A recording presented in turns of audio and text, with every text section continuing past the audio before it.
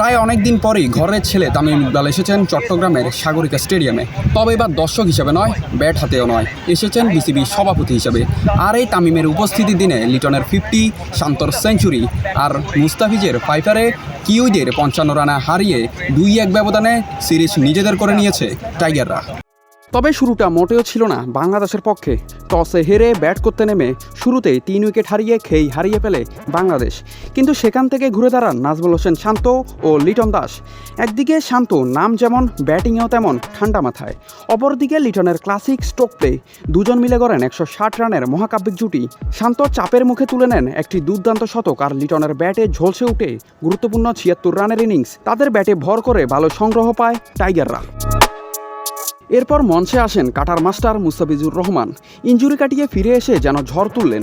মাত্র 30 রান খরচায় 5 wicket kiwi batting লাইনআপকে একাই ধ্বংসস্তূপে পরিণত করলেন। শেষ পর্যন্ত 55 রানের জয় দিয়ে সিরিজ নিজেদের করল বাংলাদেশ।